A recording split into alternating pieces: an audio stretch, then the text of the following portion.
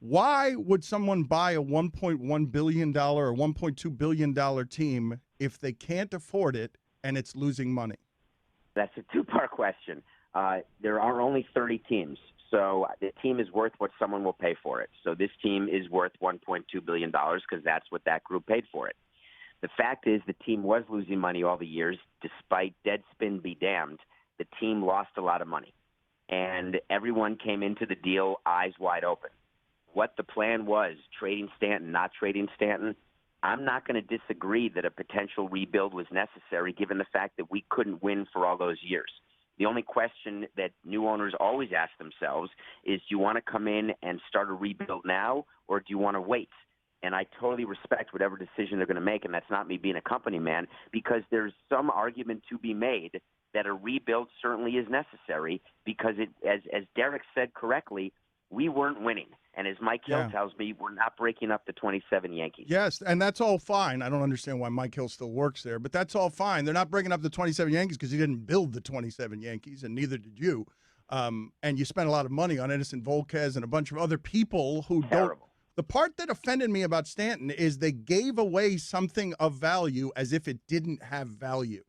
And what I want to ask you is, David Samson, former president of the Marlins, did they get enough for Stanton?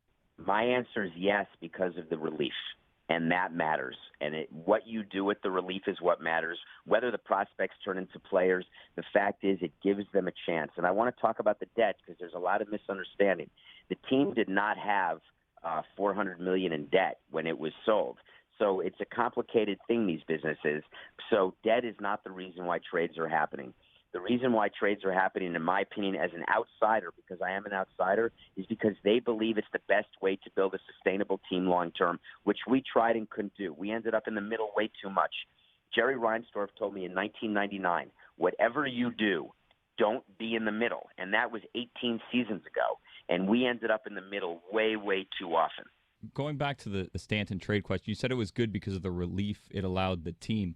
But it seems like the only one that's benefiting from that is the ownership. They just don't have to pay. They're not reinvesting that money in the team, making it better. They're just keeping the money that they would spend on that salary. So how is that benefiting the team other than the ownership? No, because I think what they do is you take money and you reinvest it when it makes sense. I think the Marlins will be ready to pounce when. But David, why would we trust these people with that? Like, why? Like, I don't. David, when the stadium was. You don't trust me, Dan, because I burned you, right? That's why you don't trust me. You have to trust this new administration because they haven't burned anyone yet. Do I think that things could have gone differently? Sure, in terms of communication or PR strategy, but that's not being rude or mean. That's just seeing what I'm seeing being written by you guys. But the fact is, trust that there's a plan and a process and a thought and believe in it. David. No. They built your ballpark. That was the last chance. No is the answer. They deserve to not have a customer next year. They haven't had a chance, Dan. Give them a chance. No. Why? Baseball has had a chance. Because baseball forced. What's the benefit of being so grumpy, though? David, why is that helpful? David, it's not grumpiness. The MVP of the league just got traded, and we were told that was going to not ever happen again because you already did it once with Cabrera once you got your ballpark. You got your ballpark, and then it happened again. And no, nobody here is going to. Dan, hold on, Dan. I will let you absolutely crucify me, but only with facts. Cabrera was not traded after we got a ballpark deal. He was traded before we got a ballpark deal because we didn't have a ballpark deal. Right. And we were told that would never happen again. Right, but if you got your ballpark. The Blue Jays trade happened right after. The Blue Jays trade happened right after, and that's what made me stop being a fan of baseball because the Blue Jays deal, even though in long term you guys probably won that deal, the sign that it signaled to the fans was business as usual. Dave, you can't keep doing that and then have new owners or new people expect a different result. You just can't. It's happened too many times in this market by too many people. It's been 3 owners, and I get it, but now we're up to the 4th owner, and let's hope that it's different. Because what other choice do we have? No, a man or a woman cheats. Member of our community. No, what other choice do you have? A man or a woman cheats on his relationship one time, maybe you forgive it. 2, 3 times, no. You're going to be scarred forever on what your relationship is with future people. Yeah, I think that's a horrible way to live, and I think that interrupts your relationships with people. because I know. you basically No. threw out the baby with the bathwater. Yes, but and maybe that's why you're so grumpy and upset all the time. Well, because what happened here was offensive to people I care about, that taxpayers paid for that stadium, and that's how it ended up with the MVP of the league, traded in his prime, and you guys are telling me tourists paid for the stadium. The tourists in Jeffrey, not our broke-ass city paid for that stadium, David.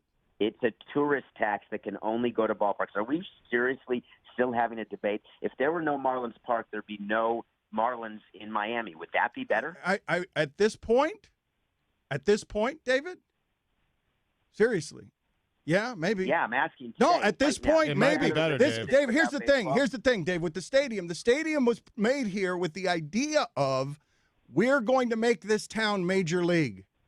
How's it feel today, David? Do the Marlins feel major league to you? Being in the major leagues doesn't make you major league. They are a minor league team in the majors that continues to treat South Florida like a brothel, and they just did it with the MVP of the league, telling us that guy doesn't have value. Metaphors. A brothel? Come on. I mean, I love brothels, but you're mixing metaphors. Isn't there a chance that the team wins more than 77 games this year? No. Dave, you guys have been making that argument for 10 years while never winning over 77 games. I agree. We've signed the wrong players. Maybe now they'll sign the right ones. I'm trying to put a positive spin on it because I'm a member of the community like you are now. I'm not a member of the Marlins. I'm part of the community, and I want to have a belief, and I don't want to live my life being disappointed all the time, so I'm going to try to look at the bright side. You can either go half Dave, full or cup half empty. Dave, you guys can look at the bright side because you got all the money. Like, it's easy to look at the bright side. I own as much of the team as you do. No, but what I'm saying is when everyone makes that much money in the transaction after running their business poorly, it's very easy for you from over there to look at the bright side. While the people who are complaining and yelling are not looking at the bright side because they're not the ones who got the money. I guarantee you that if I give those fans any portion of the money that Loria made on this transaction, they'd shut up with their complaining. Should we just drop money over the town? Would that help the economy? Yes, you should do that. Yes. I think that if you did the parade you were talking about, you could drop instead of confetti, drop dollar bills. Yeah, the parade got neutered. The parade got neutered because Jeter's trying to clean up your boss's mess. Because this guy's worse.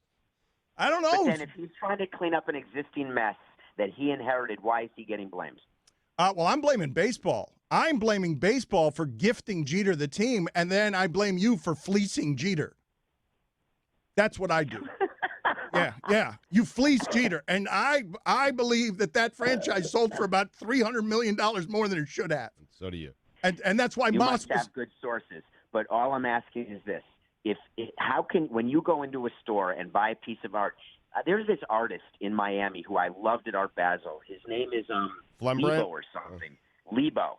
I don't know if you've heard of him. Lebo. He's a very good artist. When someone goes in and buys a Lebo for $50,000, except it's really probably worth $10,000, did the person get fleeced? Yeah.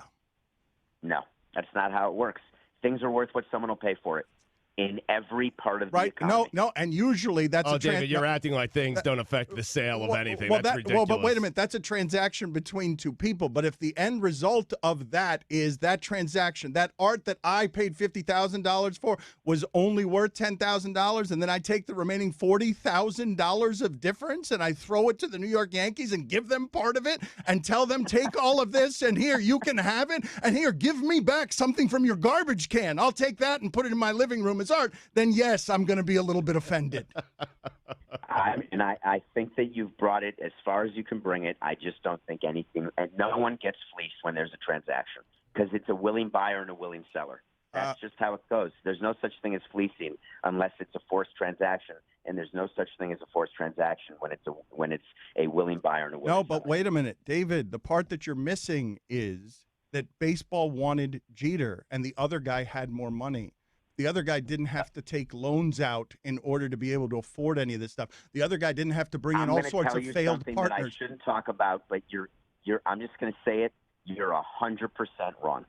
Every single owner who was bidding for the team, potential owner, all of the bidders were in the same exact spot with the same level of debt that they needed for the transaction. There was debt and equity, and that is how things are bought. It's like saying that someone who buys a house for $200,000 and takes out a mortgage for 50 of it is not worthy of owning that house because someone could have bought the house for straight cash.